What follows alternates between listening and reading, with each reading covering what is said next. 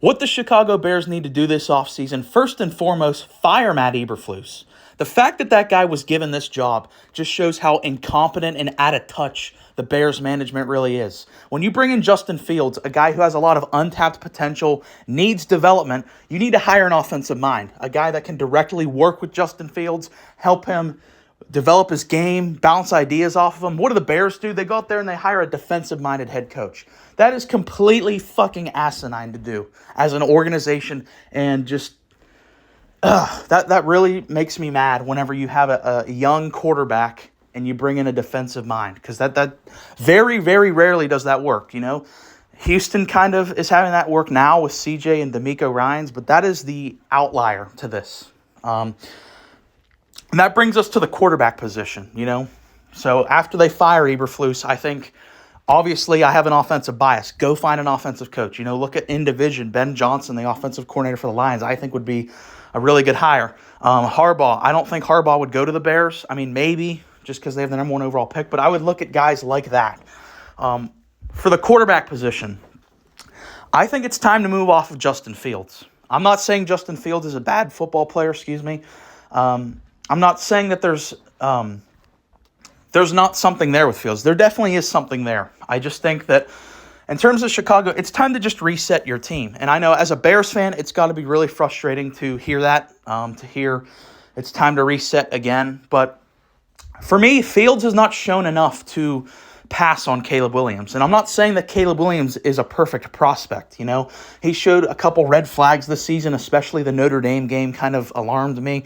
Kind of his attitude, the fact that, like, every time they lose a game, he's crying on the sidelines. I don't know what that's all about. But in terms of the talent, we've seen Caleb Williams. I mean, going into this season, I was actually considering Caleb Williams to be like a once-in-a-generation level prospect, because you go back a year in the past to his Heisman season, he did look like a perfect prospect. He was incredible that year.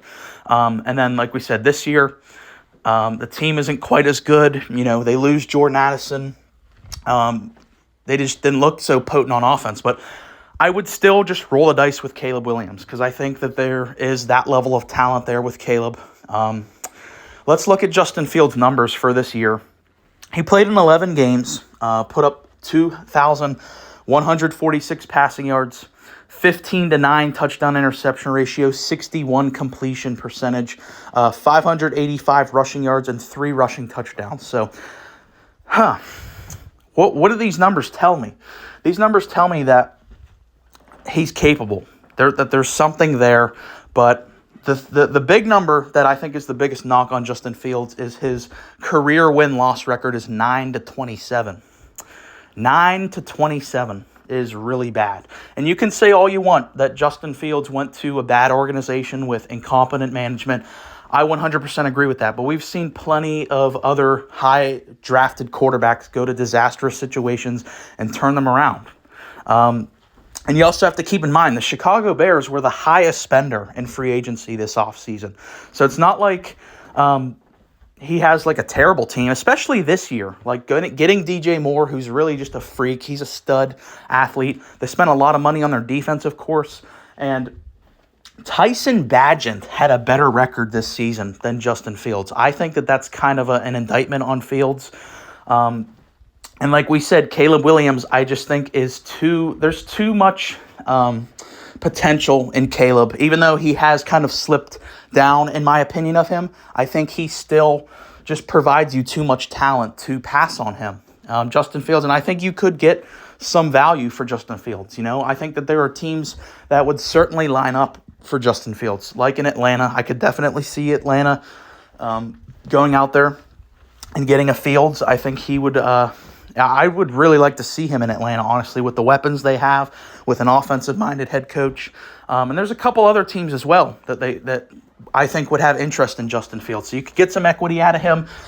You can get a new quarterback, a new head coach this offseason, kind of reset your organization, and you still have some other pieces on this team to go along with Caleb in your rebuild, like a DJ Moore, like we said. They drafted the lineman last year. They have currently the 9th pick as well, on top of having the number 1 overall pick from Carolina. They have their own first-round pick this year, which is the 9th overall pick currently. And you could look to potentially add one of the great offensive linemen. I don't think one of them will be available at 9 unless you like trade up, like the Notre Dame one, Joe Alt, and then there's the Penn State lineman. I'm not even going to attempt to pronounce his name. Those two guys, they're options. If you want to go the route of another receiver, this is a really, really, really good receiver class. I don't think clearly 9 is too. I think is out of the range of Marvin Harrison Jr. I think he goes in the top 5, if not the top 3, maybe.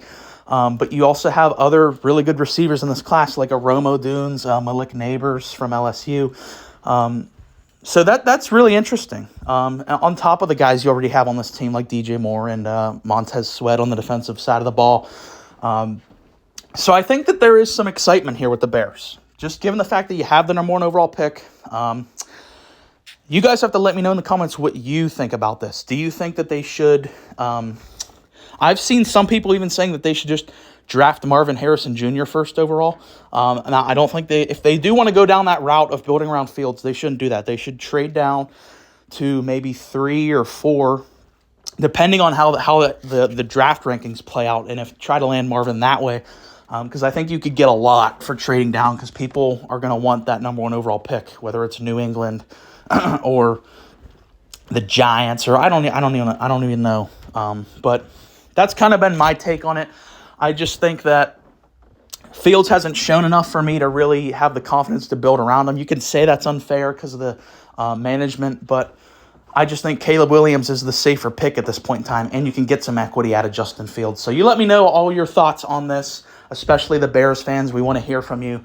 Thanks for watching. Please like and subscribe.